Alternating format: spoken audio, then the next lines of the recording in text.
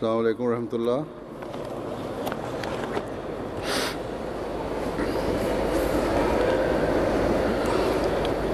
أشهد أن لا إله إلا الله وحده لا شريك له وأشهد أن محمدا عبده ورسوله أما بعد فأعوذ بالله من الشيطان الرجيم بسم الله الرحمن الرحيم الحمد لله رب العالمين الرحمن الرحيم مالك يوم الدين إياك نعبد وإياك نستعين اهدنا الصراط المستقيم صراط الذين أنعمت عليهم غير المغضوب عليهم ولا الضالين.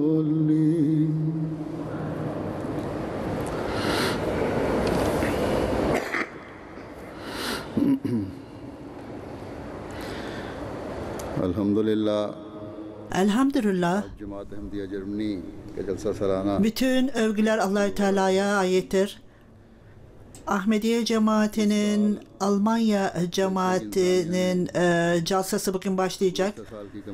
Bu yıl calsanın idaresi geçen yılın eksikliklerini göz önünde tutarak biraz geliştirmeye çalıştılar.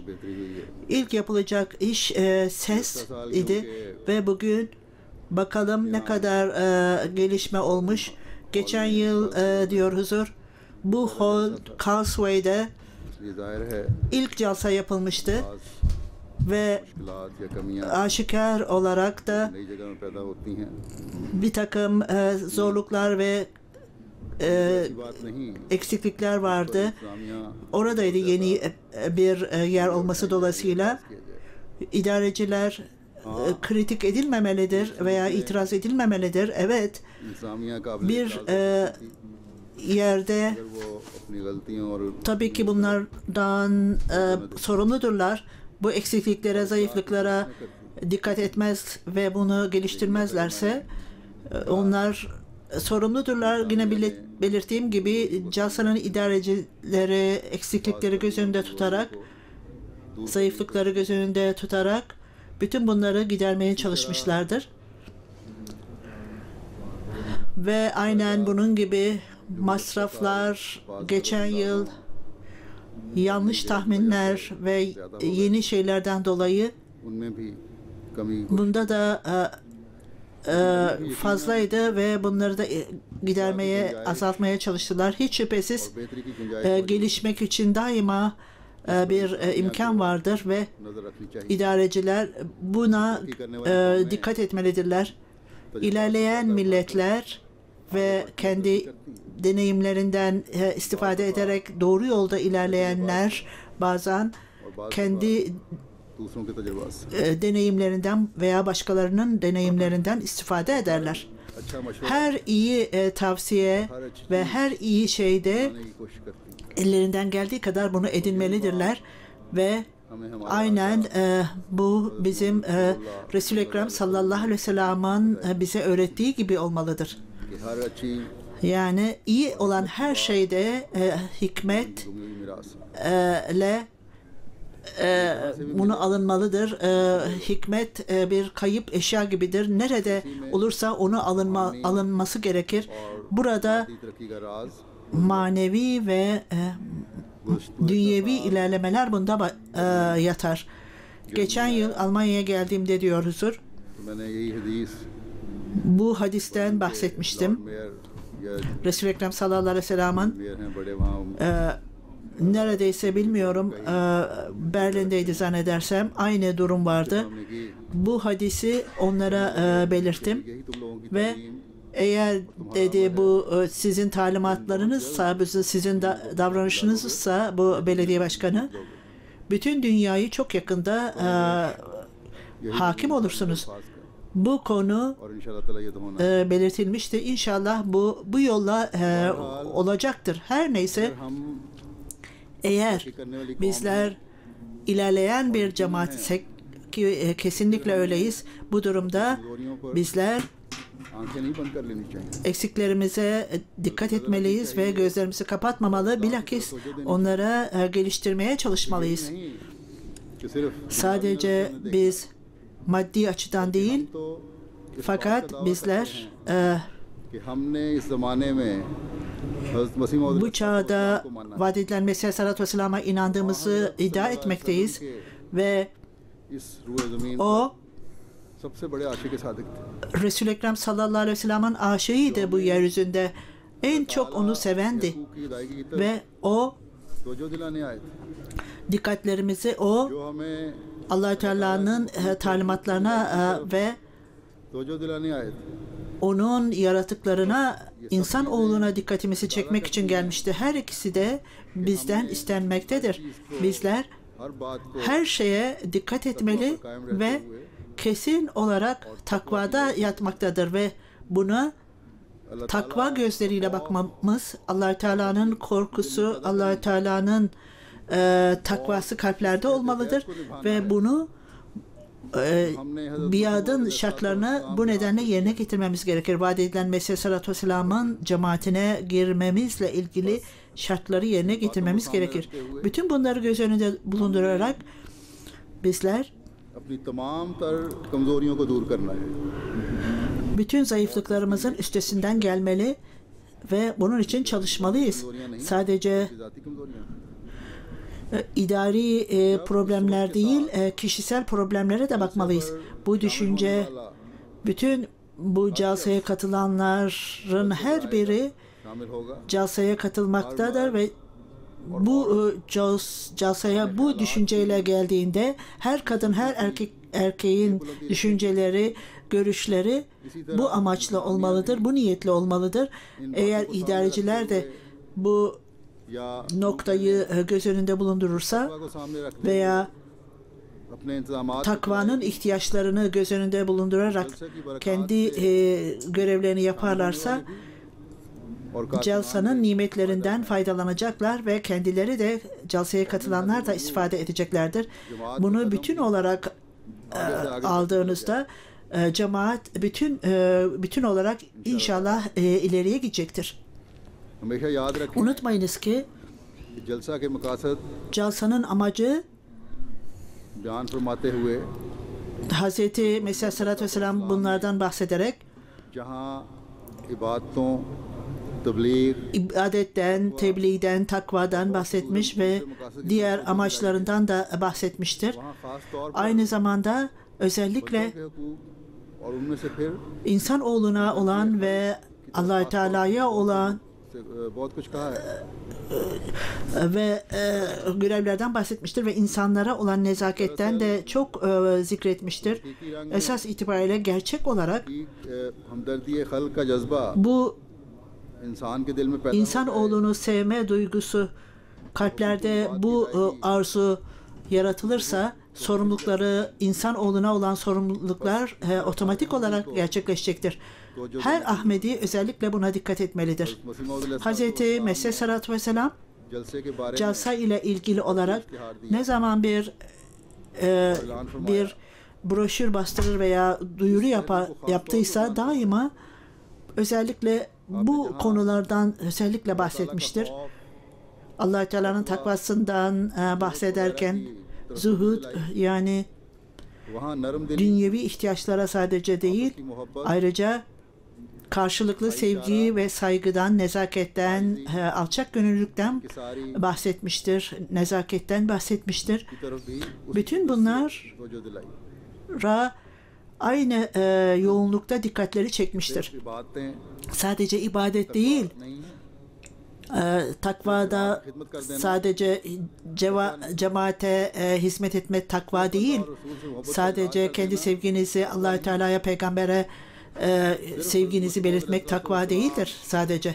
Sadece Ahmadiyya से ताल्लुक और इताअत vaat edilen Mesih Aleyhisselatü Vesselam ve halifeleriyle ilişki kurmak sadece takva değildir. Esas olarak ne zaman bu tamamlanır?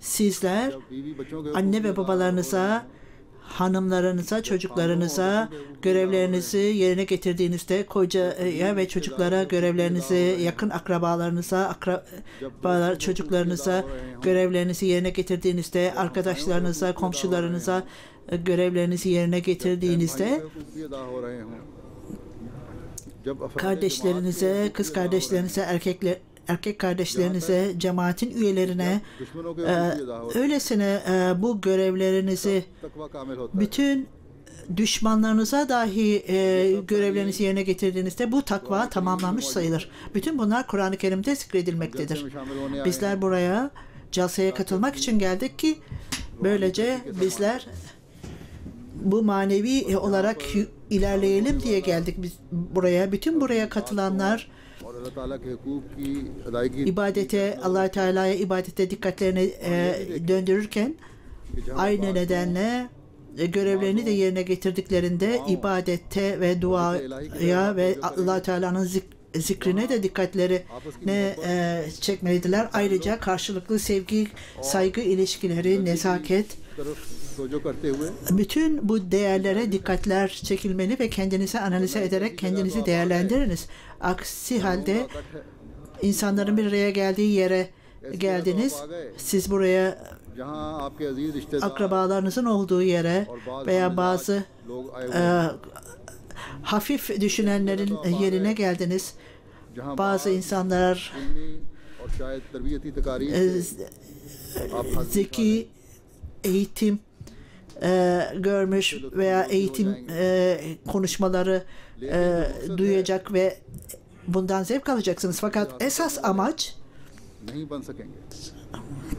gerçek amacı ulaşamayacaksınız. Çünkü Mesih Aleyhisselatü Vesselam कुल इबाद belirttiği gibi hukukul ibad, अपने भाइयों से हमदर्दी की तरफ insan oğluna olan görevler özellikle zikredilmiştir. इंतजामिया मुझे ये भी बता दे कि आखिर में आवाज़ जितनी İdareciler bana लोगों को आवाज़ पहुँच yine चेक करके बताएं।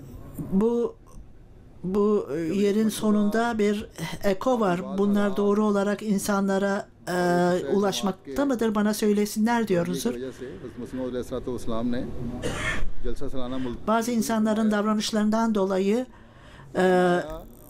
Mesih Aleyhisselatü Vesselam calsayı ertelemişti. Ben dedi bazı cemaatin üyeleri, bu cemaate gelenler बैत करके kendi biatlarını benim elimden biat ettikten sonra फिर भी वैसे का ve कि अपनी जमात के गरीबों को af diledikten sonra, tövbe ettikten sonra başka insanlara sanki çok kötü gözle bakmakmışlar ve sadece Esselamu Aleyküm dememektedirler ve और हमदर्दी से herhangi bir nezaket göstermemektedirler, iyi ahlak göstermemektedirler ve ben bazı insanların öylesine kendi ahlaki değerlerinde öyle düşük olduğunu gördüm ki अदना अदना खुदगर्जी की बिना küçücük şeylerden dolayı hemen kavga etmeye başlarlar ve münakaşa ederler. Küçücük dünyevi işlerde başka insanlara saldırırlar. Bazen öyle olur ki नौबत पहुंचती है onlar और दिलों में कीने पैदा कर başka insanlara küfür ederler ve kalplerinde kızgınlık ve kötülük vardır. Ben hayret ettim der. Ben gerçekten ey Allah'ım कौन सी जमात है burada neler olmaktadır? Bu cemaat, benim cemaatim neler yapmaktadır? दिल गिरे जाते हैं Eğer bu kişisel açgözlülük nedir onlarda? Kardeş kardeşe niçin onları iğnelemekte, kötülemekte ve onları मैं सच सच कहता हूँ इंसान का ईमान gerçekten söylemekteyim. दुरुस्त नहीं हो सकता Böyle bir kişi तक अपने आराम ancak पर अपने भाई के आराम kendi kardeşinin rahatlığına kendisine tercih etmedikçe bu kişi tam olarak tam sayılmaz. खुदा ताला हमारी जमात O şöyle der: Allah Teala bizim cemaatimizin Allah Teala'nın lütfuyla और नरमी nezaket ve और जफाकशी का पैदा af ve तब तक ये जलसा tahammül göstermezlerse bu şekilde biz bu calsaları yapmamız gerekmez. Şimdi görmektesiniz, आपस के प्यार मोहब्बत और हमदर्दी saygı, sevgi, nezaket, fedakarlık fikri, başkalarının rahatı ve rahatı için, istifadesi için orada yoktu. Bunlar और तकलीफ का इजहार Hz. Mesih Aleyhisselatü Vesselam öylesine acı duymuştu ki bundan dolayı ve ceza olarak da o calsayı o yıl iptal etti. Bazı insanlar belki eksiklikler, belki de buradaki kaynakların eksikliğinden dolayıdır bunu erteledi diye düşünmüştür. Fakat esas itibariyle bazı insanların gurur ve kibiri buna neden olmuştu. Bu eksiklikler, ahlaki değerlerdeki eksiklikler vaat edilen Mesih Aleyhisselatü Vesselam'a huzursuz yapmıştı. Ben birkaç yıl önce de Meclis-i Şura'yı burada topladım ve calsa hazırlıkları tartışıldığında bir kişi burada belki onun fikri veya başka insanların fikriydi. Bir kişi bir yıl calsanın kaynakların eksiğinden dolayı ertelenmesi esas ondan dolayı değildi. Fakat Hz. Mesih Aleyhisselatü Vesselam'ın hissettiği nezaket, başka insanlara iyi davranma yoktu ve vaat edilen Mesih Aleyhisselatü Vesselam onu böylece iptal etmişti. Eğer birbirlerinize saygı ve sevgi göstermezseniz bu öyle az bir şey değildir. Her Ahmedi o kendi insanlarına haklarını yerine getirmezse veya nezaket, saygı duyguları yoksa o zaman bu Hz. Mesih Aleyhisselatü Vesselam cümlesini kendi gözlerinin önünde tutsular. Ben hayret ettim. Neler olmaktadır? Bu ne biçim cemaattir benimle olan demişti Mesih Aleyhisselatü Vesselam. Mesih Aleyhisselatü Vesselam dediği gibi bu calsanın görevi Allah-u Teala'ya olan görevleri yerine getirmek değil, sadece insanların haklarını ve burada iyi bir atmosfer yaratmaktır. Orada insanlar namazlarını kılarken acı içerisinde olmalıdır. İbadetin gerçeği nedir diye bilmezler. Kişi duygusal olarak secde ettiğinde fiziki olarak yapmazsa bu böyle ağlayarak, sızlayarak secde etmezse bunun anlamı yoktur. Hiçbir şekilde kişi cemaate hizmet etmekten mutlu olmasın veya namaz kılmaktan mutlu olmasın veya iyi bir pozisyona gittiğinde, aldığında veya mali fedakarlıkları yerine getirdiğinde mutlu olmasın. Ancak tevazu içinde olduğunda, nezaket içinde olduğunu, insanlara nezaketle davrandığında ancak o zaman Allah-u Teala'ya olan haklar yerine getirilmiştir ve insan oğluna duygusal olarak nezaketle bakıldığında esas itibariyle o zaman bu kişi takva yolunda ilerliyor demektir. Gerçek takva işte budur ve o yolu takip eden kişi bir noktada mutlu olamaz. Hiçbir zaman gurur duymaz böyle bir kişi. Bilakis Allah-u Teala'nın korkusu gittikçe kalbinde daha da yükselir. İyi bir davranış yaptıktan sonra daima acaba der, bu iyilik acaba Allah-u Teala tarafından kabul edilecek midir, edilmeyecek midir diye üzüntü duyar. Gerçek değerler takvayı ortaya koyar. Bu takva tevazuyu yaratır o kişide. İşte vaat edilen Mesih Aleyhisselatü Vesselam bunları yaratmak için bu çağda gelmiştir. Başkaları için iyi bir duygu beslemek, Bu noktada Ahmedilerin durumu esas olarak temeldir ve bir Ahmedi'nin Ahmedi olarak çağrılması için gereklidir. 4. biat şartında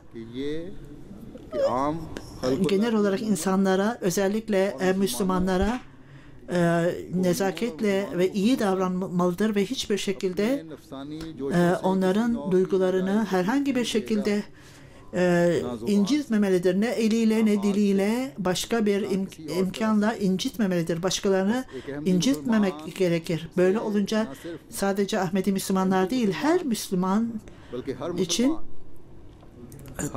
tamamen her türlü huzursuzluktan uzak durmalıdır. Sadece Müslümanlar değil, Allah-u Teala'nın yarattığı bütün insanlara korumalıyız. Böyle insanlar hiçbir kişiyi incitmezler ve sadece kendi ne yapmışlarsa onlar kendi işleriyle meşguldürler ve başka insanları incitmezler. Onlar yüce standartları eriştiler, iyiliğe eriştiler diye düşünmesinler. Müminin her adamı daima daima ileriye doğru gider ve öyle olmalıdır. Aksi halde sizler takvada ilerleyemezsiniz. Ondan dolayıdır ki Mesih Aleyhisselatü Vesselam biatın 9. şartında kişi daima bütün insanoğlunun iyilikleriyle meşgul olmalıdır. Mümkün olduğu kadar iyilikleriyle meşgul olmalıdır. Allah-u Teala'nın verdiği nimetleriyle başkalarını da istifade ettirmelidir. Gerçek değer işte o zaman sizler Allah-u Teala'nın rızasını kazanmak için bütün kabiliyetlerinizi ortaya koyunuz. Bütün kabiliyetlerinizi insanoğlunun iyiliği için, bütün onlar için bu amaçla harcayınız. Allah-u Teala'nın yaratıkları arasında en yüce olanı insanoğludur. O yaratıkların en yücesidir. Böyle olunca kişi gerçekten insanoğlu olduğunda insanoğluna olan görevlerine de dikkat eder ve onlara hizmet eder ve onlara faydası olur. Birçok kereler de daha önce de belirttiğim gibi Müslüman olmayanlar insan haklarından bahsederler. Ben onlara bu İslamiyet'in güzelliklerini ortaya koydum. Siz bazen belli insanların haklarını ortaya koyarlar ve dünyevi sistemde onların haklarını koruyarak bu haklar bizlere verilmelidir derler. Aksi halde bizler zor kullanacağız. Halbuki İslam, sizler Allah-u Teala'nın rızasını kazanmak istiyorsanız, Allah-u Teala'yı mutlu etmek istiyorsanız insanların haklarını, birbirinizin haklarına dikkat edin der. Allah-u Teala Kur'an-ı Kerim'de bu haklardan bahsetmiştir ve her insanoğlu insanoğluna olan görevlerini yerine getirmelidir. İşte dünyevi sistem ile Allah-u Teala'nın ortaya koyduğu sistem arasındaki fark budur. Dünyevi sistemlerde genel olarak onlar hakların alınmasından bahsederler. Bu amaçla bazen insanlar belli kanunsuz yollara başvururlar. Ve Allah-u Teala müminlere eğer gerçekten mümin iseniz ve benim rızamı kazanmak istiyorsanız başkalarının haklarını yerine getirin. Onlardan isteyeceğinize bu amacı başkalarının haklarını yerine getirmeye çalışınız. Bunu adaletli şekilde yerine getiriniz ve bunu nezaketle, kalbinizdeki nezaket arzusuyla yerine getiriniz. Şimdi gördüğünüz gibi nezaket arzusu yaratılmışsa her Ahmedi'nin kalbinde, buna baktığınızda bunlar sorumluluklarını yerine getirdiklerinde cemaat içinde herhangi bir karşılıklı anlaşmazlık veya zorluklarla yüz yüze gelmesi mümkün değildir. Birçok halife zamanında birçok bu problemlerin çözülmesiyle zamanını harcar. Bazen yüzlerce mektuplar bir ayda okunur ve bunlar ilgili ilgili departmanlara gönderilir. Bu zaman bunun yerine daha faydalı zamanlarda kullanılır. जब ऐसे मामलात आते हैं Bu olaylar halifeye hemen verilir. Bu meselelerde इस्लामी बेहतरी के लिए भी देखना है bütün tabii ki bunlara bakılması gerekir. Bütün bu nezaketle, acımakla, acı ile belki de खुदगर्जी में पढ़कर bazı Ahmediler bencilce başkalarının haklarını eline alıyorsa, मारकर इब्तिला में न başkalarının haklarını और अल्लाह ताला की नाराजगी kendi eline almaya çalışıyorsa, herhangi bir kötü sonla और ज्यादती का yüz yüze gelmemeli ve adaletsizliğe uğramamalıdır diye bakılır. Bazı durumlarda ऐसे मामलात भी होते हैं जो फैसला के को bazı insanlar लोग मानते नहीं जमात cemaatin kararlarını veya halifenin kararını kabul etmediklerinde onlar समझाने पर राजी नहीं होते onları ikna etmeye çalışsanız bile onu anlamazlar ve bazen उनको फिर सख्ती से çok जवाब देना sert cevap verirler. Bazen de ben मैं बाज़ औक़ात onlara ऐसे cevap लोगों को vererek जवाब eğer देता हूं कि ठीक है bu kararı अगर तुम ये kabul फैसला etmeye मानने hazır को तैयार değilseniz नहीं, cemaat sizinle hiçbir şekilde artık alakalı değildir derim. Bazen या बाज़ belli özel सख्ती भी की जाती है zor cezalar da onlara verilmektedir. और सजा भी दी जाती है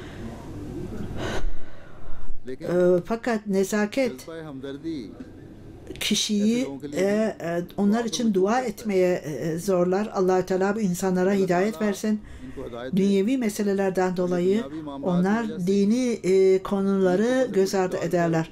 Onlar hiçbir şekilde gelecek hayatlarını mahvetmemeleri gerekir. Hz. Mesih sallallahu aleyhi ve sellem ने जो ये o फरमाया है onlara कि नाजायज तकलीफ नहीं देगा hiçbir zaman ceza vermeyecektir demek. Fakat bu bazen belli meselelerde belki başka insanlar incilebilir ve bir şekilde belki de haklıdır. Yine söylediğim gibi bilerek, niyetli olarak कि जानबूझकर sizler hiçbir şekilde başkasına eziyet etmemeniz gerekir. Bu और bir müminin makamıdır. Niyetli olarak hiçbir kişiye eziyet vermeyiniz. ना बने Hiçbir kişi böyle olmasın. कभी बनना Ve नहीं ikinci şey, bazen चाहिए कि बाज़ औक़ात istisnai olarak मजबूरी bazı adımlar atılması gerekir cemaat tarafından, निज़ाम जमात को cemaatin idarecileri veya zamanın halifesi tarafından. Bazı दूसरों के लिए तकलीफ का बायस insanlara bu eziyet verir. Fakat bu eziyet, ये तकलीफ ceza reforme olmak için, düzelmek için, ıslah olmak içindir. ये तकलीफ Bu sınırlama ne olursa olsun ıslah olmak içindir. Bu adaletsiz değildir. Bu durumda dahi लेकिन इस सूरत में भी nezaketin duyguları altında kişi, जिसको किसी bütün सज़ा या bu तकलीफ से cezadan geçen kişi, sınırlamalardan geçen kişi için daima dua edilmelidir. Halife, zamanın halifesi bütün bu durumdan başkalarından daha fazla geçmektedir ve hiçbir kişi benden dolayı incitmesin ve bilerek, niyetli olarak ne olursa olsun Allah-u Teala bana ne vermişse, ne उसके मुताबिक kabiliyet vermişse herhangi bir adaletsizlik başka kişilere adaletsizlik davranmamalıyım. Benim davranışımdan dolayı belli evlerin बर्बाद नहीं हो रहा huzuru yok olmasın. Sadece bu değil. ये भी Bazı metotlar öylesine metotlar edilmelidir ki onlara sempati gösterilmelidir, acıma gösterilmelidir. Onlara सामान gelişmesi için bir takım की सूरत हो ıslahları için bir takım şeyler edinilmelidir. Bu adalet, इंसाफ और हमदर्दी nezaket, के तकाज़े हैं zamanın halifesi bunları yerine getirmesi gerekir.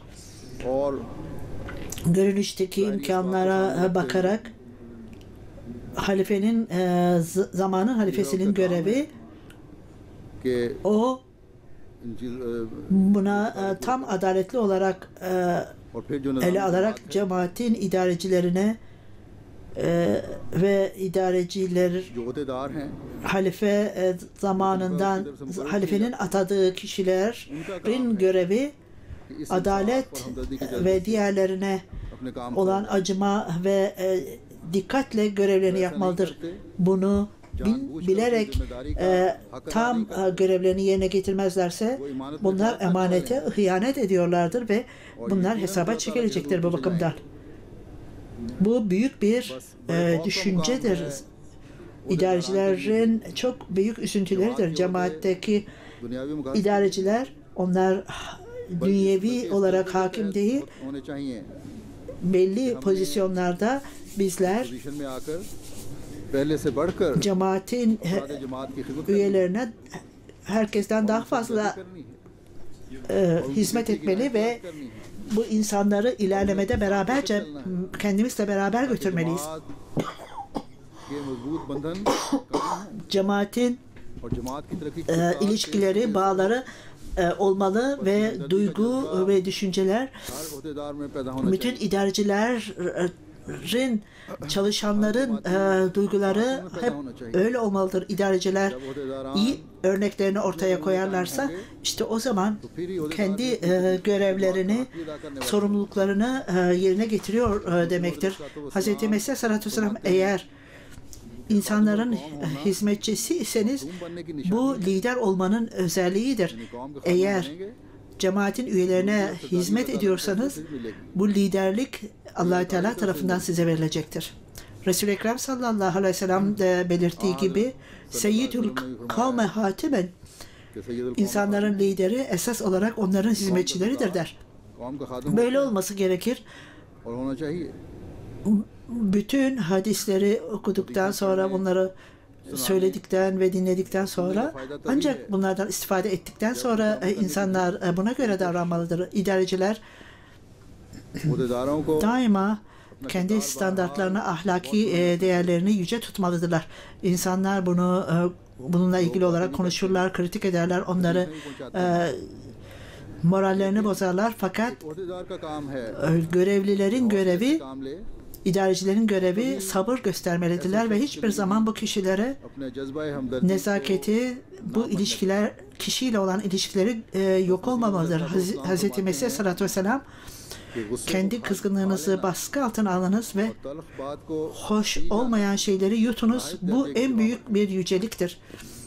Bu esas itibariyle Resul-i Ekrem sallallahu aleyhi ve sellem'in ifadesidir.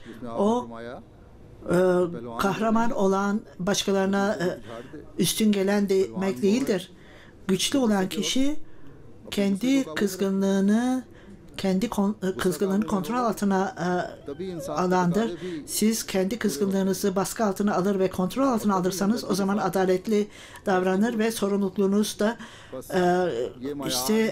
sorumluluklarınızda da karar verebilirsiniz. İdareciler daima bunu göz önünde tutmalıdırlar ve belirtildiği gibi sadece bu idareciler Almanya cemaatin idarecileri için değil, bütün idareciler, bütün dünyadaki idarecilere hitap edilmiştir. İngiltere'de, Pakistan'da, Hindistan'da, Amerika'da, Kanada'da, Avustralya'da, Endonezya'da, Afrika'da. Ben bunları bu amaçla açıklıyorum ki bazı insanlar huzur nerede hutbe veriyorsa bu sadece oradaki insanlarla ilgilidir diye düşünürler. Halife ne zaman bir hutbe verirse herkese hitap ediyor demektir ve dünyanın neresinde olursa olsun insanlara hitap ediyordur. Allah Teala MTA'nin lütfuyla zamanın halifesi ne bu yolu, bütün bu hidayeti insanlara iletme hakkı vermiştir, bu nimeti vermiştir Allah Teala. Bu nedenle farklı farklı şeylerden bahsedilmiştir. Ve bütün Ahmediler, dünyadaki bütün Ahmedilere hitap edilmiştir. Hiç şüphesiz bu ülkenin, eğer Almanya'da ben konuşuyorsam onlara verilen bir artıdır. Ve bu benim önümde oturanlar, direkt olarak beni dinleyenler, kendilerine bu mesajı ilk kendilerine söylenmiş gibi addesinler. Beyadın şartlarından hiçbir şekilde bazı insanlar seçkin insanlar için değildir. Esas itibariyle her Ahmedi için bu ortaya konulmuş bir şarttır. Herkes bu şartlarda onlara hitap edilmiştir ve kendisini cemaatin bir üyesi olarak kabul edenlere hitap edilmiştir. Bunları açıklayarak idarecilerden bahsettim. Çünkü idareciler cemaat için iyi örneklerdir. Bu nedenle onların davranışları alelade cemaatin üyelerinden daha fazla önemlidir. Bu sınırlı bir talimat değil. Bilakis bütün cemaatin üyelerine eşit olarak uygulanır. İşte daima bu biat şartlarının cümleleri, kelimeleri üzerinde derinlemesine düşünsünler ve bu standart nedir? Ben onlara 4. şartta da açıkladığım gibi bir Ahmedi'nin Hz. Mesih Sallallahu Aleyhi ve Sellem'da bahsettiği gibi bir Ahmedi için hiçbir zaman eliyle, diliyle hiçbir kişiyi incitmemeli veya başka bir kişiye eziyet etmemelidir. Bu standart ancak kişi gerçekten Allah-u Teala'nın takva yolunu takip ediyorsa bunu yapabilir ve kalbi Allah-u Teala'nın korkusuyla dolduğunda gerçekleşir. Bir hadiste Resul-i Ekrem sallallahu aleyhi ve sellem Hazreti Ebu Hureyre'nin bildirdiğine göre başkalarına kıskançlık göstermeyiniz ve onlarla hiçbir zaman kavga etmeyin, düşmanlık göstermeyiniz başka birine. Hiçbir zaman başka insanların işlerine karışmayınız. Ey Allah-u Teala'nın kulları, birbirlerinizle kardeş olunuz. Müslümanlar, Müslümanların kardeşidir ve hiçbir zaman adaletsizlik yapmamalı ve hiçbir zaman onları üzüntüye koymamalı ve hiçbir zaman onlara tepeden bakmamalıdırlar. Resul-i Ekrem sallallahu aleyhi ve sellem kendi kalbini göstererek 3 kere takva buradadır, takva buradadır, takva buradadır demişti. Takva yahan hai, takva yahan hai. Ve işte bir kişinin bir kişiye tepeden bakması, onu aşağılık olarak gören kişi günahkar olur. Kanı, bir kişinin kanı, onuru ve parası başka bir kişiye, başka bir Müslümana haramdır. Buraya baktığınızda Müslümanlar başka Müslümanların gırtlaklarını kesmektedirler ve barbarca davranışlar ola gelmektedir. Biz bütün dünyada bunları görmekteyiz. Bunun temeli de kıskançlıktır ve takvanın eksikliğidir. Biz ne kadar şanslıyız ki bu çağın imamına inandık ve bizler tamamen bu çeşit aşırılıktan korunmuş durumdayız. Seviyede, bu yerel bir seviyede korunmuş. Bu ailelerimizde görülmektedir. Bu hadiste de görüldüğü gibi eğer herkes gerçekçi olarak bu takvanın gereklerini yerine getirirse ve bu herhangi bir yanlışı söylemediğimi gösterirler. Kardeşler arasında kıskançlık olduğunda aralarında kıskançlık vardır ve aynı kadınlar arasında da bu mevcuttur. Onlar birbirleriyle niçin bu kişiye niçin bu görev verildi, niçin bana verilmedi derler. Eğer gerçekten gerçek olarak inanıyorlarsa ve bu ilahi bir cemaattir diye inanıyorsa bir idareci olmak yerine istiğfar etmelidir. Eğer bana bir görev verilirse o durumda belki de bunu doğru dürüst yerine getirmem gerekir. Bunu istemenin yerine Resul-i Ekrem sallallahu aleyhi ve sellem belirttiği gibi hiçbir bu şekilde kişilere bir idareci verilmemelidir der. Siz aldığınız emanetlerle hesaba çekeceksiniz. Sorumluluklar da bir emanettir. Kişi kendi kalbinde takva varsa daima korku içerisindedir. Ve böyle olunca ben bu sorumlulukları मेरी जवाब tam olarak yerine getirmezsem hesaba çekileceğim ve bu insanlar tarafından değil, bu Allah Teala tarafından yapılacaktır. बल्कि Ben उस आलिमुल गैब kişiyi belki etkileyebilirim fakat Allah Teala'nın önünde hiçbir zaman onu kandıramazsınız. दिया जा सकता. Bu şekilde बस अगर ये bütün idareciler bu noktayı göz önünde tutarlarsa ve bazı idareleri eline almak isteyenler तो नफसानी ख्वाहिशात kendi bencil durumların yerine takva yolunda ilerlemelidirler ve bu takvanın az olmasından, बढ़ाती है. takvanın gevşekliğinden dolayı böyle düşünürler. जब ऐसी हालत हो जाती है Ve bazen insanlar होती है कि फलां को दो bizler başkalarını nasıl inciltelim diye düşünürler ve şu kişi और खलीफा वक्त nasıl çok düşük bir kişi olduğunu ispat edelim, onların zayıflıklarını halifenin önünde ortaya koyalım diye düşünürler. Bazen toplantılarda hanımı, çocuklar nasıl aşağılanmalıdır diye düşünürler. Bazen bütün aile bu işleme dahil olur. Sizler bir tarafta kişi कि ना सिर्फ ये कि किसी को biat etmektedir.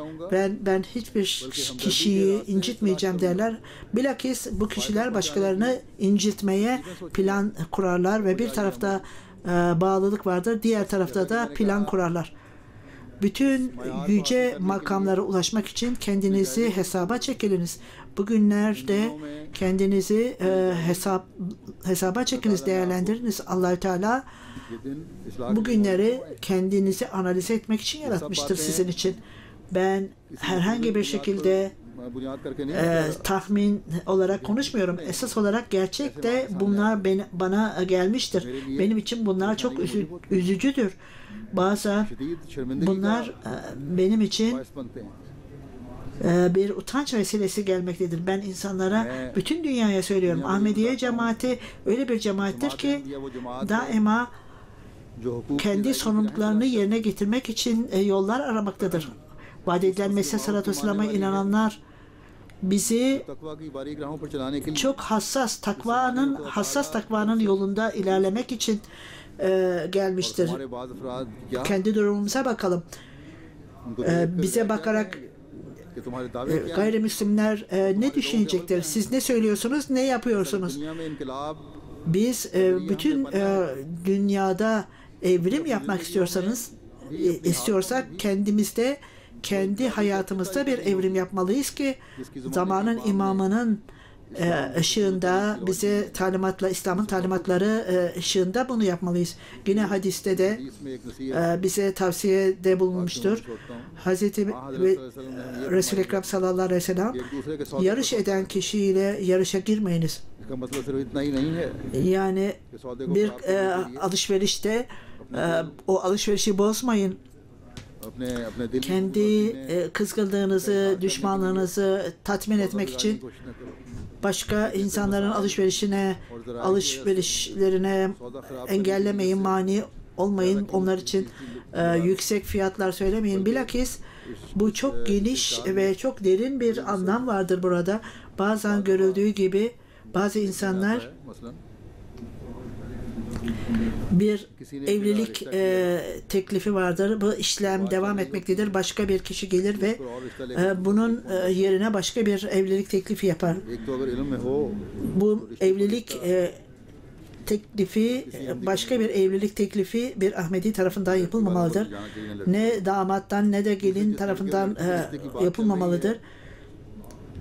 Bu çocukların evlilik teklifleri yapılan çocukların anne ve babaları duadan sonra karar vermelidirler. Yoksa bunu derhal kabul etmemelidirler. Duadan sonra दुआओं के बाद ilk evlilikten memnun değil, ilk evlilik teklifinden फिर बाज memnun değillerse bazen kızların evlilikleriyle ilgili olarak evlilik teklifleri gelirler. Üçüncü bir kişi başka bir kötü düşünce vardır bu aileyle ilgili olarak. Bu aileye giderek burada şu eksiklikler vardır. Birinciyi siz reddedin, ikinciye ben söyleyeceğim der.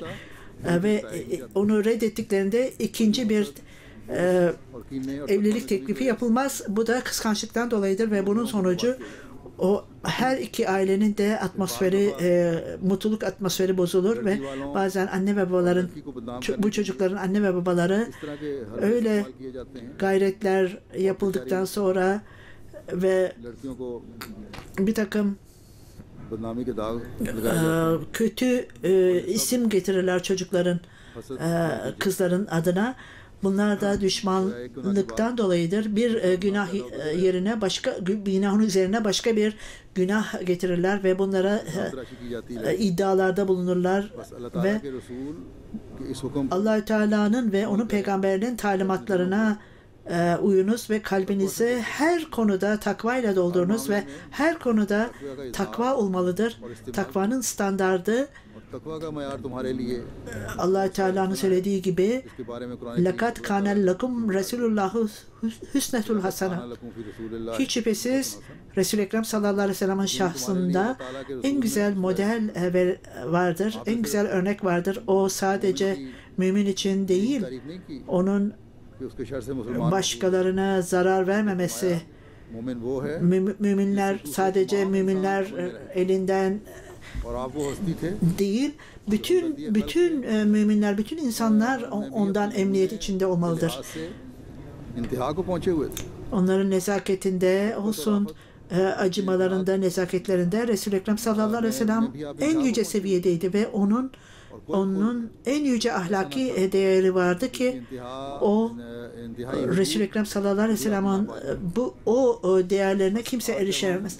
Biz bugün kendimizde ilahi değişiklikler yapmak için bir araya geldik. Bunları tekrar düşünelim ve bunun ışığında Resul-i Ekrem sallallahu aleyhi ve sellem'in asil örneğinin ışığında bu iyi ahlaki değerler Resul-i Ekrem sallallahu aleyhi ve sellem'in referansı ile bize gelmiştir. Dinen nasihat eder. Din demek nezaket ve Allah-u Teala kitap ve Resulü ve peygamberi ve Müslümanların liderleri ve genel olarak Müslümanlarla ilgili olmalıdır. Gerçek mümin de hiçbir kaçacak yol yoktur. O daima genel insanlara dahi nezaket olmalıdır. Öyle olmalıdır ki bunu yapamazsanız Allah-u Teala'ya, kitaba ve peygambere hakkını vermemiş olursunuz. İşte bu noktada Mesih Aleyhisselatü Vesselam da zikrettiği gibi bunun anlamı gerçek takva sadece bir çeşit iyiliği elde etmek demek değildir. Ancak her türlü iyilikleri yerine getirmedikçe bu takva sayılmaz. Görüyorsunuz Resul-i Ekrem sallallahu aleyhi ve sellem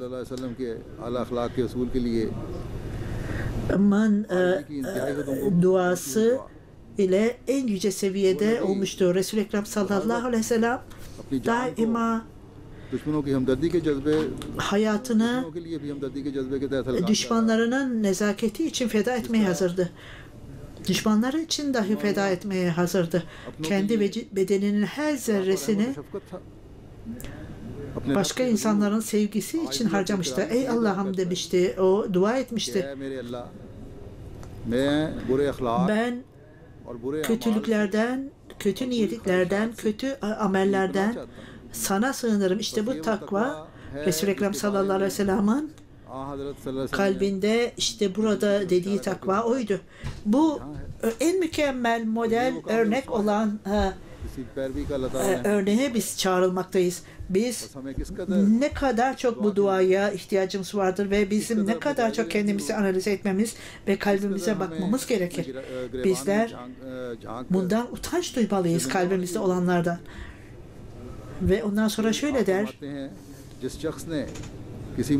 bir kişinin, bir müminin acılarını gideren kişi, onun kıyamet gününde Allah-u Teala onun da acılarını, sıkıntılarını giderecektir.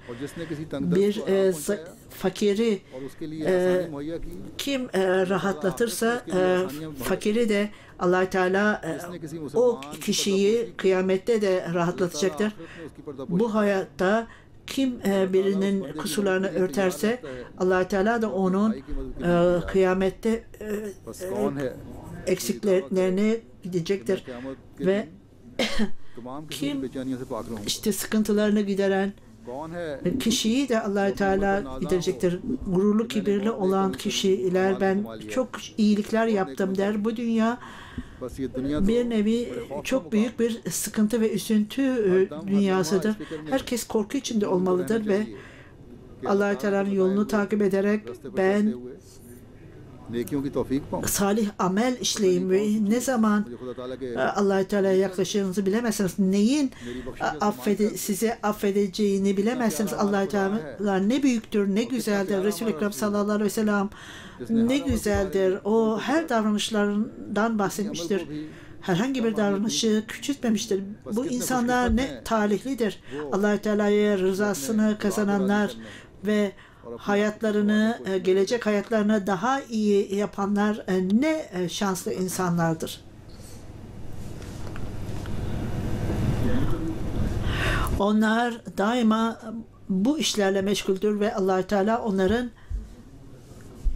sıkıntılarını giderir ve onlar için rahatlık tesis eder. Hazreti Mesih Aleyhisselatü Vesselam ताकि खुदा ताला karşılıklı nezaketle ilgili olarak bir yerde उनके लिए आसानियां पैदा फरमाए। insanoğluna olan nezaket çok büyük bir ibadettir. एक दूसरे से हमदर्दी और शफकत Allah Teala'nın rızasını kazanmak çok büyük bir şeydir. Bununla ilgili olarak birçok zayıflıklar var gösterilmektedir. Başkalarını aşağılamaktadırlar, onlara gülmektedirler ve मगर मैं देखता हूं onlara पहलू में बड़ी कमजोरी जाहिर होती है। huzursuzluk vermektedirler. दूसरों को हकीर समझा जाता है, Bu insanlar पर ठट्ठे किए जाते हैं। उनकी खबरगिरी करना और किसी मुसीबत onları aşağılarlar. İnsanoğluna olan nezaket öyle bir şeydir ki onları bıraktığında uzaklaşır ve yavaş yavaş hayvanlaşır. Vahşi hayvan olur.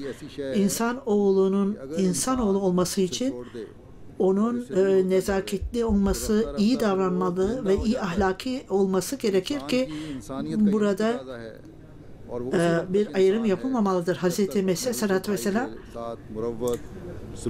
İslam'ın yüceliğini anlatarak, Müslümanların yüceliğinden bahsederek Kur'an-ı Kerim Allah Teala'nın anne ve babaları, akrabalarla olan hakları Kur'an-ı Kerim'de zikretmiştir. Başka yerde bulamazsınız. Babudullahu dediği gibi Allah Teala'nın कि वो हकूक़ किसी और किताब में लिखे गए हों, जैसा कि अल्लाह ताला फरमाता है वाबुदुल्लाह वला तुशरिकू। Allah Teala'ya bunun tercümesi Allah Teala'ya ibadet ediniz. Şirk koşmayınız, anne ve babanıza, akrabalarınıza iyi davranınız. Sizin nesilleriniz ve aile üyeleriniz de bunlara dahildir. Yetimlere, fakirlere, akraba olan komşularınıza, akraba olmayan komşularınıza iyi davranınız der bu Kur'an-ı Kerim'in ayetinde. Sahabeler sizinle yolculukta sizinle olan arkadaşlarınız veya ibadet halinde bilgi arayan kişiler, sizinle beraber olanlar, bu kişileri gurur ve kibir içinde olanları ve başkalarına gurur kibir gösterenleri Allah-u Teala sevmez. Hiçbir şekilde insanlara en iyi şekilde davranınız ve hiçbir şekilde adaletsiz davranmayınız. Sizin emriniz altında olanlara kötü kelimeler kullanmayınız. Herkese nazik davranınız ki kabul edilesiniz. Sizden daha küçük olanlara merhamet gösteriniz. Gösteriş yapmayınız. Gurur, kibir göstermeyiniz. Başkalarıyla ilgili. İşte bu vaat edilen Mesih Aleyhisselam'ın talimatıdır, kendi cemaati için yaptığı, verdiği. Bunlar sadece bunlarla ilgili değil, dünyaya da güzel örnekleri göstermek gerekir ve böylece Allah Teala'nın rahmetine nail olursunuz. Bir hadiste Resul-i Ekrem sallallahu aleyhi ve sellem Allah Teala rahmet gösterenlere rahmet gösterir.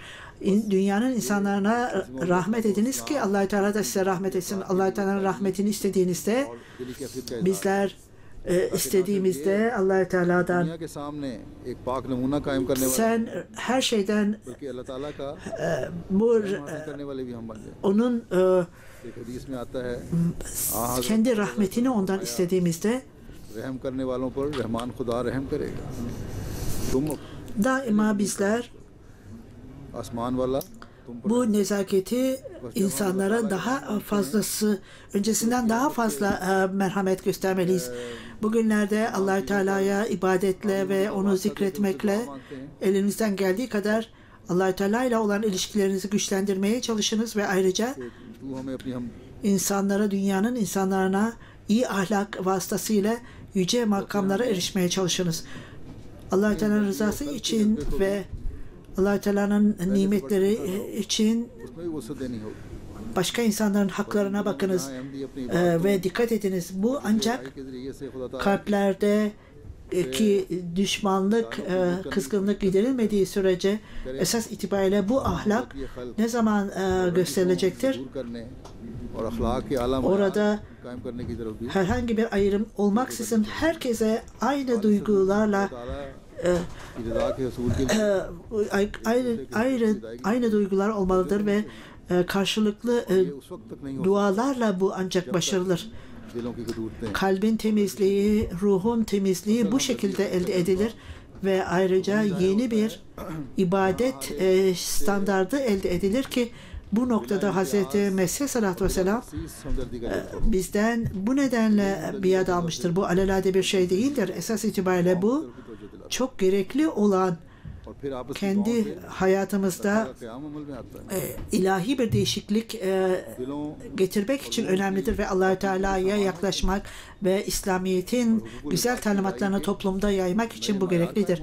Bugünlerde duygular daha da artırılmalı ve dua edilmelidir ki ve Allah-u Teala hepimizi bu şekilde davranmamızı nasip etsin ve Allah-u Teala bizleri bütün Mesih sallallahu aleyhi ve sellem'in yaptığı duaları almayı nasip etsin.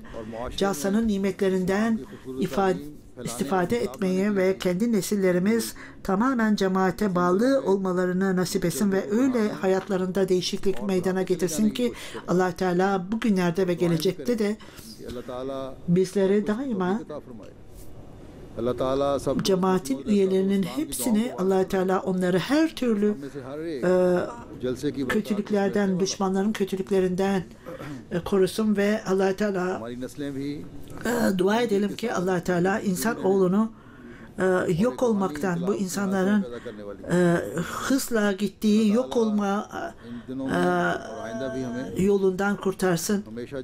Müslüman hükümetler içinde dua ediniz. Onlar niçin böyle bir karışıklığın ve kötülüğün içindedir? Allah-u Teala zamanın imamını onlara kabul etmeyi nasip etsin.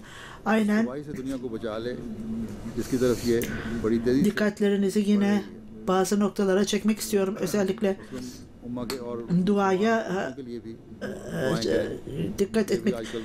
Bazı insanların teheccüd namazında uyuyorduklarını gördüm ve namazdan sonra hala uyuyorlardı ve onlar genç insanlar, hatta hasta ise hasta olsa bile yine kalkıp namazını kılıp yatmalıdır. Gelecekte bu çeşit şeyler bu holde görülmesin. İdareciler bunu görmelidirler ve terbiyete ait olan kişiler bunları uyandırsınlar ve herkese söylüyorum, idarecilere de söylüyorum. Burada security çok iyidir diye düşünmeyiniz. Sağ solunuza bakınız ve güvenliğe çok dikkat ediniz. Allah Teala bize her türlü şeyden korusun. Cuma'dan sonra ikinci olarak gayip cenaze namazı kılacağım. Sayyida Abdullah Begüm sahabe फिर नजर रखना ये ना समझें कि हम एक हॉल में बंद हैं तो Hazreti Mir Muhammed İsmail sahibin kızıydı. बेशक हैं लेकिन तब भी Dün vefat etti. İnna lillahi ve inna ileyhi दाएं raciun. नजर रखनी चाहिए 92 yaşında vefat etti. Hazreti Seyyida Çötiyapa'nın Metin'in दूसरे अब खुतबे के बाद kardeşiydi. नमाजों के बाद में Ortaokuldan sonra din sınıfına girdi ve Selahattin sahibin hanımıydı. Pir Selahattin Bey'in hanımıydı. Doctor Mir Mohammad Ismail Sahab की बेटी थी O जिनकी कल वफात हुई है Deputy Commissioner इन्ना लिल्लाहि व idi ve iyi 92 साल की उम्र bir işten आप सैयद emekli oldu. हमें 1992'de छोटी थी दूसरे नंबर Multan'da Sadır Lajna'ydı. की तालीम के बाद दीनी Rawalpindi sekreteriman ve diğer ofisleri aldı. एहलिया थी 1971'de kocasıyla hacca gitti ve bu herkes onunla ilgili olarak bahsettiği güzel kalite, retire हुए थे güzel 1943 bazı kayıplara लजना की सदर भी रही uğramasına rağmen küçük oğlu ölmüştü. Partition के Fakat बाद रावलपिंडी daima में सेक्रेटरी o माल sabırlıydı ve फायद रही kararlıydı ve 1971 में आपको अपने खामद के साथ dualarla doluydu, ibadet ederdi çocuklarına. और Namazlarınıza dikkat edin, hiçbir zaman ibadetlerinizi bırakmayın derdi. वो ये थी Eli açıktı, sadaka verirdi ve वो इन्होंने बाज okumaya çok merakı vardı. एक जवान बेटे की मौत Nezaket içindeydi, nezaketli. बाज जवान बेटे के साथ थी Aile üyelerine iyi muamele ederdi. हो गई अचानक Kocasının ailesine çok iyi muamele ederdi ve herkese saygı gösterirdi. गुजार थी बच्चों को अक्सर ये नसीहत करती थी कि इबादत की तरफ तवज्जो करो और Onun kocasının tarafı daima हुए थे इसी तरह मुतालिया का भी बड़ा saygı gösterirdi. Kur'an öğretmeye çok meraklıydı. Nerede giderse orada बेमिसाल Kur'an öğretirdi ve खानदान के साथ ससुराल के साथ जिनसे hazırlardı ve not alırdı ve çocuklara बहुत इज्जत से पेश आती थी gurur ve kibirden kaçının derdi. Az eğitim görmüş kişilere hiçbir zaman बातों को बहुत एहतराम किया करते थे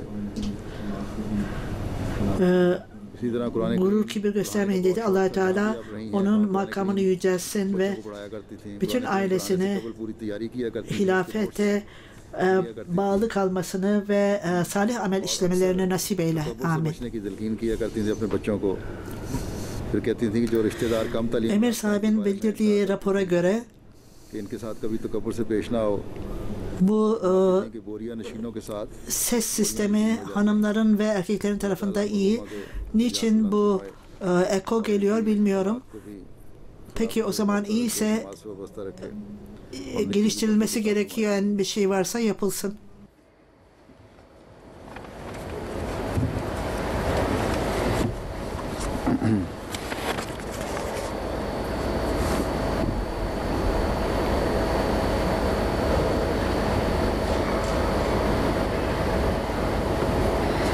अमीर साहब की रिपोर्ट के मुताबिक तो ये आवाज़ अच्छी रही लजना में भी अच्छी रही और मर्दों में भी बहुत अच्छी रही लेकिन पता नहीं एको क्यों वापस आ रही थी दोबारा मेरे अल्फाज वापस आ रहे थे बहरहाल अगर अच्छी रही तो अल्हम्दुलिल्लाह और अगर बेहतरी की ज़रूरत है तो मज़ीद बेहतरी करें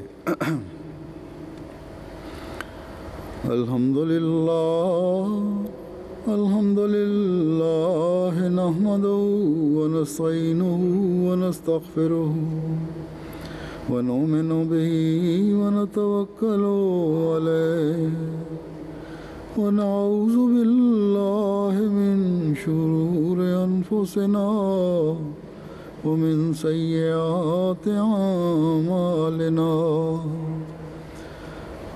من يهده الله فلا مضل له ومن يضلله فلا هادي له ونشهد أن لا إله إلا الله ونشهد أن محمدا عبده ورسوله عباد الله رحمكم الله إن الله يأمر بالعدل والإحسان وإيتاء ذي القربى وينهى عن الفحشاء والمنكر والبغي يعظكم لعلكم تذكرون